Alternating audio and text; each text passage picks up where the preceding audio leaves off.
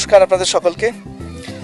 আমরা শ্রীরামপুর লোকসভা কেন্দ্রে এসেছি এবং এবারে তো এই লোকসভা কেন্দ্রের আকর্ষণ, একটা বড় আকর্ষণ রয়েছে, খুব নামি নামি প্রার্থীরা রয়েছেন এবং 7টি বিধানসভা নিয়ে এই শ্রীরামপুর লোকসভা কেন্দ্র এবং পশ্চিমবঙ্গের যে সমস্ত লোকসভা কেন্দ্রগুলোর উপরে মানুষের নজর থাকবে তার মধ্যে এই শ্রীরামপুর লোকসভা কেন্দ্র একটি অন্যতম গুরুত্বপূর্ণ লোকসভা।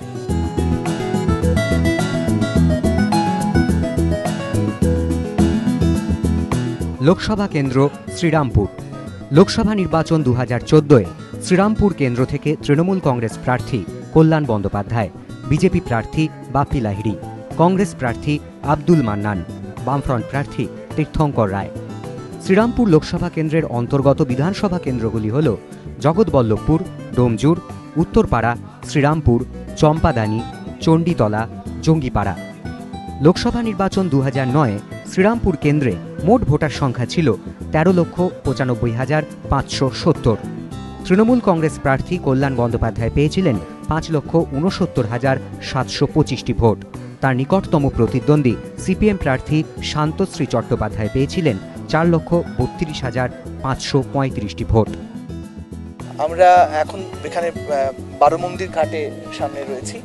এখান থেকে আমরা শুরু করব। আমরা যতটা সম্ভব এই লোকসভা কেন্দ্রটি ঘুরব, স্থানীয় মানুষজনদের সঙ্গে কথা বলবো, জানতে চাইবো তারা কি ভাবছেন, তাদের কি দাবি রয়েছে, তাদের চাওয়া কতটা পূর্ণ হয়েছে, কতটা হয়নি, এবং তারই সঙ্গে আমরা জেনে নেব যে যারা এবারের প্রার্থী এই লোকসভা কেন্দ্রে, শ্রীরামপুর লোকসভা কেন্দ্রে, তারা কি ভাবছেন, তারা কি বলছেন। চলুন বেরিয়ে পড়া যাক।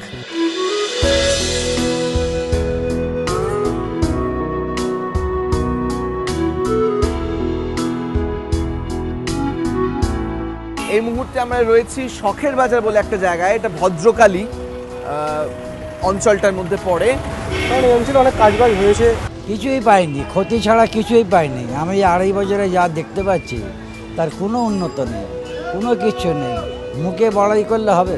হ্যাঁ, উত্তরপাড়া অঞ্চলটা যেটা মেন, সেইখানে যেসব রাস্তাঘাটগুলো, ফুটপাথগুলো বহুদিন যাবতীয় বন্ধ হয়েছিল, সেই কাজগুলো হয়েছে। আমি এরিয়াতে থাকি হচ্ছে এই একটু ভেতরে, তো ওইখানকার নিকাশি ব্যবস্থাটা খুবই খারাপ। আর যাও বা কিছু রাস্তাঘাট যে হয়েছে সেটা মানে খুব একটা যে ভালোভাবে করা হয়েছে সেটা না। মানে রাস্তাঘাট করেছে ঠিক কথাই, কিন্তু সেরকম পাকাপোক্ত না। এই অঞ্চলে আমাদের সাংসদ কল্যাণ বন্দ্যোপাধ্যায়, তিনি বিগত দিনে প্রচুর কাজ করেছেন। আমাদের রাস্তায় বিভিন্ন রকম লাইটের সংযোজন হয়েছে, গঙ্গার ধারগুলো সব উন্নত হয়েছে, সেটা সবাই জানে। 5 বছরে এই অঞ্চলে কি কাজ হয়েছে, পজিটিভ কাজ? আসলে বলার মতো পজিটিভ কাজ তো সেই রকম কিছু হয়নি। আপনারা তো এসেছেন, রাস্তা দিয়ে নিশ্চয়ই দেখেছেন। এখানে বলছিলেন যে লাইটের নাকি ভীষণ ভালো ব্যবস্থা আছে, গঙ্গার পাড়টার উন্নতি হয়েছে, মানে এগুলো না। লাইটের যেটা ব্যবস্থা, একটা মাত্র ফুটপাথ কিছুটা আপনারা এগুলো দেখবেন বালিখালের ওখান থেকে কিছুটা, সেটা একদম ভেরি রিসেন্ট হয়েছে। আচ্ছা, একদম ভোট অ্যানাউন্স হয়ে যাওয়ার পর, মানে তার একটু আগে। আর ভেতরের যে রাস্তাঘাটগুলো আমাদের, সেগুলোর অবস্থা খুব খারাপ। মোটের ওপর কাজ হয়েছে বলা যায়। খুব বেশি ভালো, খুব বেশি খারাপ নয়, মোটামুটি কাজ। মানে প্রার্থীকে দেখা যায়, প্রার্থীকে মাঝে সাজে। কল্যাণবাবুকে আপনি দেখেছেন? আপনার অঞ্চলে কখনো দেখেছেন? এই যে উনি গত লোকসভায় জিতেছিলেন, মানে এই অঞ্চলে কখনো দেখেছেন আপনি ওনাকে? কল্যাণ বন্দ্যোপাধ্যায়কে কবার দেখেছেন অঞ্চলে? গোটা 10 বার দেখেছি আমি ওনাকে। কাজ তো নিশ্চয়ই হয়েছে। যদি একটু স্পেসিফিক্যালি বলেন কি কাজ হয়েছে? এই রাস্তাঘাটের হাল যেরকম ভালো হয়েছে, কিন্তু মানে বহু মানুষ বলছিলেন যে এখানে যে এই বাস স্ট্যান্ডেই দাঁড়িয়েছিলেন, তারা বলছে বৃষ্টি যেই মুহূর্তে হয় সেই মুহূর্তে পুরো রাস্তাঘাট ভেসে যায়। গলিগালাগুলো এখানে জিটিওটা সেরকম ভেসে যায় না, ভাসে না।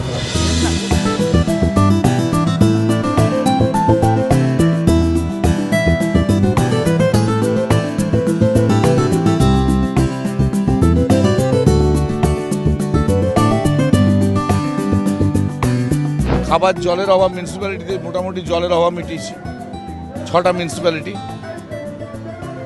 আমি রাস্তা করেছি প্রচুর, আমি সুইমিং পুল করেছি, স্কুলে করেছি, বিভিন্ন প্রজেক্টে কাজ করেছি। বাস টার্মিনাস করছি শ্রীরামপুরে, আমি ওল্ড এজ হোম করছি আর কি। এই কাজ আরও 5 বছর করতে হবে। জিটি রোড একদম ভীষণ অবস্থা খারাপ যা দেখেছি। আর গঙ্গার পাড়গুলো ভালো করে পরিষ্কার করা দরকার, ফেরি সার্ভিস ভালো হওয়া দরকার। পুরো মন্দিরগুলো ভালো করে পরিষ্কার পরিচ্ছন্ন করা উচিত। 34 বছরে সিপিএম কিচ্ছু করেনি, তো আমরা সেই কাজ করছি। উন্নয়ন বলছে প্রকৃত কথা, যে আমরা বামপন্থীরা উন্নয়ন বলতে যা বুঝি, যে উন্নয়নের কর্মকাণ্ডে মানুষকে যুক্ত করা, সেই উন্নয়ন শ্রীরামপুরে প্রকৃতপক্ষে হয়নি। 80 কোটি টাকা বাইরে থেকে সিএসআর ফান্ড নিয়ে এসে শ্রীরামপুরে ডেভেলপমেন্ট করেছে, আবার 5 বছর করব। জনগণ দেখেছেন কি হয়েছে। আর এমপি ফান্ডের টাকা নিয়ে আমি যদি সংসদে যাই, আমি সবার আগে বলবো যে এমপি এমএলএ ফান্ডের টাকাতে এনকোয়ারি করা হোক, টাকা প্রপারলি ইউটিলাইজ হয়েছে কিনা। খুব দুর্ভাগ্য। এই জুট মিলে আপনাদের কাজ করার অভিজ্ঞতা কি, যে নতুন করে কোনো উন্নতি হয়েছে? কোনো উন্নতি কিছু হয়নি 5 বছরে। 5 বছরে কোনো কিছু উন্নতি আমাদের হয়নি এবং কোনো উন্নতি কোনো আমরা আশঙ্কাও দেখিনি।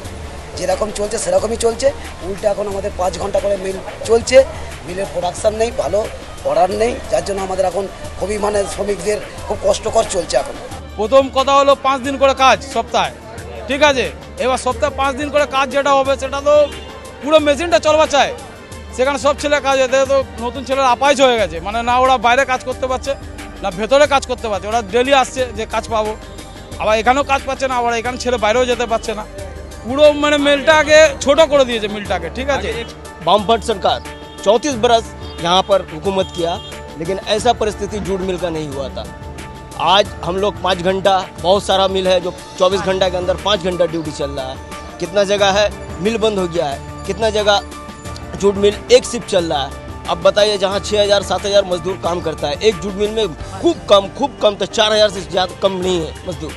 वहाँ पे एक शिफ्ट काम हो रहा है 8 घंटा मात्र, किसी जगह 5 घंटा। बताइए वो श्रमिक क्या करेगा? पेट कमारा हुआ आदमी कुछ भी कर सकता है। মাইনে আমাদের বাড়াতে হবে, সমান কাজে সমান পয়সা দিতে হবে। এখন এই 5 दिन চলে আমাদের মাইনে চলছে না। साल में एक दिन आया यहाँ पर हेस्टिंग गेट पर, अब बोलता है आज एक हेस्टिंग जूट मिल है बंद, तो क्या हुआ? इससे भी ज्यादा होगा बंद। एक एमपी ऐसा बात नहीं करना चाहिए था यहाँ पर। आज हमारा बाल बच्चा इसी फैक्ट्री से जीता है। आज इस फैक्ट्री में अगर आवाम को कुछ नहीं मिला या मिल नहीं चलेगा या बंद रहेगा तो क्या उनको वोट पे प्रपोज रखा जाएगा, ये बताइए आप। আমাদের গঙ্গার ধারে আপনি জানেন একটা বড় জুট শিল্প, সেখানকার শ্রমিকরা যখন পশ্চিমবঙ্গে বামফ্রন্ট সরকার ছিল তখন তারা 8 ঘন্টা কাজ করতেন এবং 6 দিন কাজ পেতেন। আজকে তারা 4 ঘন্টা 5 ঘন্টা কাজ পাচ্ছেন এবং কাজের দিন কোনো দিন 5 দিন, কখনো হচ্ছে 4 দিন তারা এই কাজ পাচ্ছেন। আমরা যেখানে দাঁড়িয়ে তার পাশে হচ্ছে হিনমোটর কারখানা, সেই কারখানার শ্রমিকরা আজকে হয়তো 6 মাস বেতন পান না।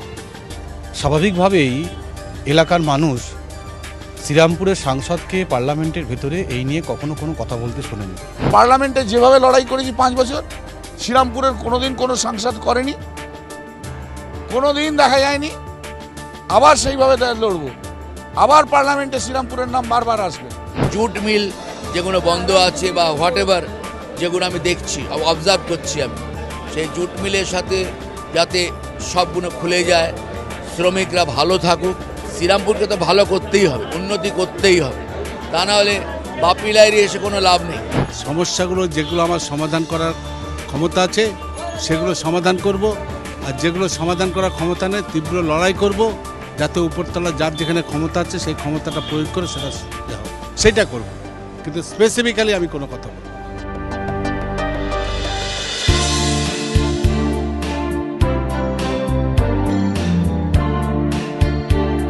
এই ফেলু মোদকের দোকানে আমরা এসে পড়েছি এবং খুবই সুবিখ্যাত দোকান। এদের মিষ্টি খুব বিখ্যাত, বিশেষ করে এদের গজা খুব ফেমাস। যেটা বলছিলাম যে এখানকার গজা খুব বিখ্যাত, কিন্তু তার পাশাপাশি মানে ভোটের জন্য মানে কোনো স্পেশাল মিষ্টি সৃষ্টি হচ্ছে। হ্যাঁ, ভোটের জন্য স্পেশাল মিষ্টি হচ্ছে, জোড়া ফুল, বিজেপি, সিপিএম, তৃণমূল, কংগ্রেস, বা কোথায় দেখি দেখা যাক একটু। রং হওয়া বাকি আছে, কিন্তু চিহ্নগুলো খুব পরিষ্কার বোঝা যাচ্ছে। এই যে তৃণমূলের জোড়া ফুল রয়েছে, হাত চিহ্ন রয়েছে, এখানে কাস্তে হাতুড়ি তারা রয়েছে, আবার হাত চিহ্ন রয়েছে। এখানটা আবার আমরা দেখতে পাচ্ছি পদ্ম ফুল রয়েছে, বিজেপির সিম্বল রয়েছে। এখন এই মিষ্টিগুলো কি মানে এখন এই সময় খুব ডিমান্ড? এখন তো ডিমান্ড, এখানে সব সম্মানীয় ব্যক্তিরা ভোটে দাঁড়িয়েছেন, হ্যাঁ, তাদের ওই জন্যই সমস্ত সব দিচ্ছে মানে প্রার্থীরা কি এসেছিলেন নাকি? কেউ কোনো প্রার্থী এসেছিলেন? দোকানের সামনে দিয়েই যাচ্ছে। আচ্ছা। আর সমস্ত তার অনুরাগীরা সব সন্দেশ কিনে তাদের দিচ্ছেন। বাহ, তো অনেকক্ষণ কথাবার্তা হলো, ভোটের স্পেশাল মিষ্টি দেখলাম, রোদ্দুরে ঘুরছি, কিন্তু আপাতত আমার মনে হচ্ছে যে শুকনো মুখে এখান থেকে বেরোনো ঠিক হবে না, গজা খেতে হবে। বাহ, এই তো যে গজার কথা হচ্ছিল, গজা এসে গেছে।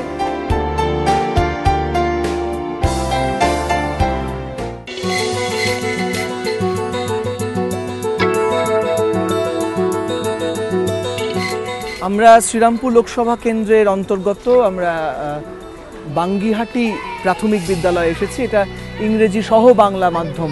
ভোট আসছে এবং আমরা এই কি মনে হচ্ছে যে এই 5 বছরে যে বদলটা হয়েছে, সেই বদলে কি কি কাজ হয়েছে বা কি কি হলে ভালো হয় আপনার মনে হচ্ছে এবারে ভোট দেওয়ার আগে?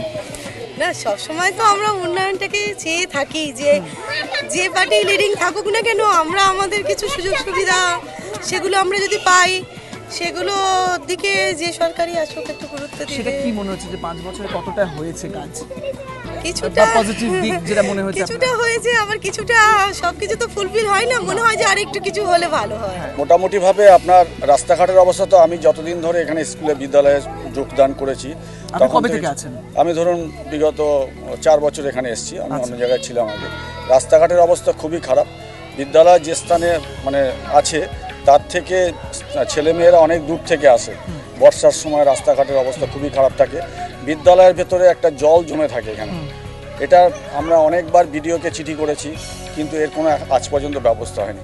বিদ্যালয়ের উন্নতি হয়েছে বিগত 10। সেটা কি আগের বামফ্রন্ট আমল থেকেও হচ্ছিল, নাকি এটা এই 5 বছরে খুব স্পেসিফিক্যালি পরিবর্তন হয়েছে বলে আপনার মনে হচ্ছে? না, বিগত বামফ্রন্টের আমল থেকে এবং বর্তমান সরকারের দু আমলেই উন্নয়ন হচ্ছে। আপনি কি অঞ্চলের মানুষ? তো কি মনে হচ্ছে এবারে ভোটের আগে কি মানে কি প্রয়োজন, কি অঞ্চলে কি কি সমস্যা রয়েছে? থেকে মানে বড় প্রয়োজন হচ্ছে আমাদের স্কুলে যে বাচ্চা কাচ্চা বা আমরা যে অঞ্চলে বাস করি, আপনি যদি অঞ্চলের সমস্যার কথা একটু বলেন। যে আমাদের এই মেন রাস্তাটা হচ্ছে খুবই সমস্যা। বর্ষাকালে ধরুন দুদিকে জল উঠে যায়, এবার এই রাস্তা দিয়ে বাচ্চা যাওয়া আসার খুবই অসুবিধা। একটা প্রশ্ন পশ্চিমবঙ্গতে খুবই এখন কথা হচ্ছে, সেটা হচ্ছে মেয়েদের নিরাপত্তা। সেইটা আপনার কি মনে হয় যে সেটা কি শ্রীরামপুরের ক্ষেত্রে অবস্থাটা কীরকম? সেটা মানে বলবো কি, এখন রাস্তাঘাটে বেরোলে তো মানে যেরকম সব চতুর্দিকে ভয় লাগে, কিন্তু সেই ভয়টা মনে হয় যেন রাস্তায় বেরোলে একটু আধটু মনে হয় যে মানে সেটা কি সম্প্রতি মনে হচ্ছে না, এটা আগেও ছিল?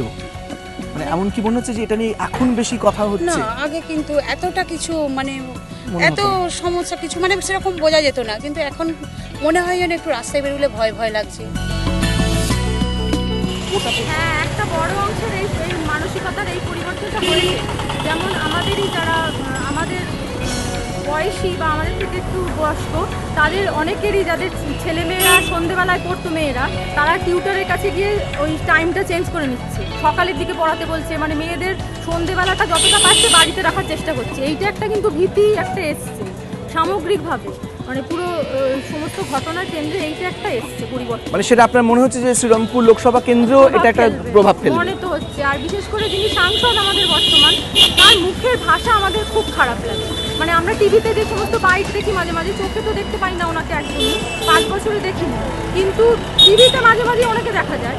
তাতে উনি যে মুখের ভাষা প্রয়োগ করেন ওটা আমাদের খুব খারাপ লাগে, মানে মহিলা হিসাবে ভীষণই খারাপ লাগে। আমাদের গোটা রাজ্যে মহিলারা আজকে আক্রান্ত, গণতন্ত্র আক্রান্ত। আমাদের রাজ্যের টেট পরীক্ষার্থী তারা পরীক্ষা দিলেও কিন্তু কাজ পেল না। ফলে স্বাভাবিকভাবেই মানুষ এই কথাগুলো আমাদের কাছ থেকে শুনছেন এবং মানুষের যা প্রতিক্রিয়া আমরা পাচ্ছি তাতে নিশ্চিতভাবে আমরা আশাবাদী এই লোকসভা নির্বাচনে মানুষ আমাদের পক্ষে থাকবে। আমি এসে দেখলাম শ্রীরামপুরকে আন্ডারেজ করে রেখে দিচ্ছে, শ্রীরামপুরকে উন্নতি করতে দেয়। জনপ্রতিনিধিরা যা নির্বাচনের প্রতিশ্রুতি দেয় সেগুলো যদি তার 10% পূরণ হতো তাহলে দেশে কোনো সমস্যা থাকতো না। অনেক কিছু তারা না জেনে না শুনে অনেক প্রতিশ্রুতি দেয় যেগুলো রূপায়ণ করা বাস্তবে সম্ভব নয়। আমি লোককে একটাই প্রতিশ্রুতি দিই যে তোমরা আমাকে যেমন বিশ্বাস করো, আস্থা রাখো, আমি তোমাদের বিশ্বাসের মর্যাদা দেব, আস্থার মর্যাদা দেব, কোনোটা থেকে আমি তোমাদের সাথে বেইমানি করব না।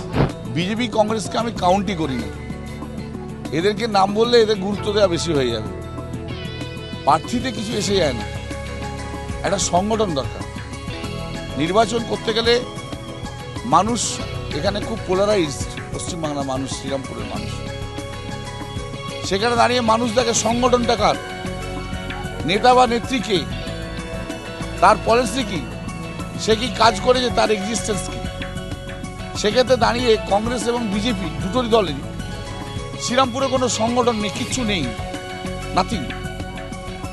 পঞ্চায়েতে একটা সিট পর্যন্ত তারা পায়নি। অতএব সংগঠনবিহীন কোনো মানুষ এলেও তার চ্যারিসমা থাকলেও সে কিছু করতে পারে না।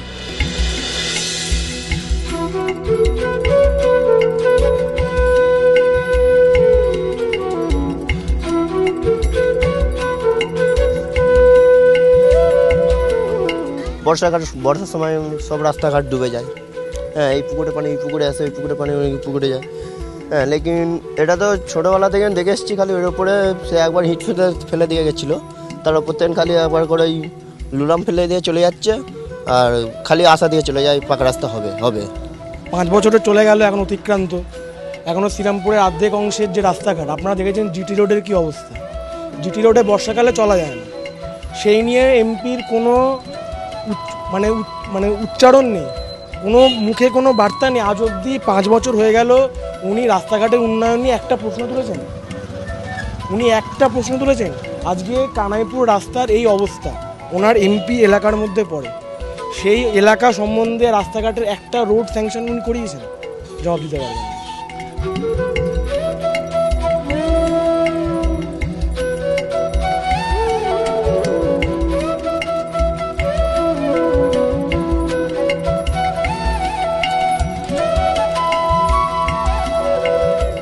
আমার পিছনে সে বিখ্যাত মাহেশের রথ। আমরা এই অঞ্চলে রয়েছি শ্রীরামপুরে, যে মাহেশের রথকে কেন্দ্র করে প্রত্যেক বছর এখানে উৎসব হয়, মানুষের ঢল নামে, এবং গোটা পশ্চিমবাংলা জুড়ে এই মাহেশের রথ বিখ্যাত। তো ঠিক লোকসভা নির্বাচনের প্রাক মুহূর্তে দাঁড়িয়ে মনে হচ্ছে, এই রথকে দেখে মনে হচ্ছে যে আমরা জানি না যে এবারের নির্বাচনে কোন রাজনৈতিক দলের রথের চাকা গড়গড়িয়ে চলবে, কোন রাজনৈতিক দলের রথের চাকা একেবারে মাটিতে বসে যাবে। ভোটাধিকার প্রয়োগ করাটা যদি একটা গণতান্ত্রিক অধিকার হয়, যদি তাদের একটা দেশটাকে নতুনভাবে তৈরি করার একটা খুব সোপান হয়, তাহলে সে নির্বাচনটা যেন শান্তিপূর্ণভাবে ঘটে। একজন শিল্পী হিসেবে এবং এই পশ্চিমবঙ্গের একজন নাগরিক হিসেবে এটা আমার পুলিশের কাছে, প্রশাসনের কাছে, সমস্ত রাজনৈতিক দলগুলোর কাছে আবেদন থাকবে যে জেতার জন্য সব দলই মরিয়া, আমরা জানি, কিন্তু এই জেতা হারার বাইরেও কতগুলো জিনিস থাকে যেগুলো মানুষ চায়। সেটা হচ্ছে মানুষ শান্তি চায়, মানুষ তার ভোটটা প্রয়োগ করতে চায় শান্তিপূর্ণভাবে। দয়া করে এটা মনে রাখবেন। গোটা পশ্চিমবঙ্গবাসীর পক্ষ থেকে খুব হাত জোর করে আপনাদের সকলের কাছে এই নিবেদন করছি।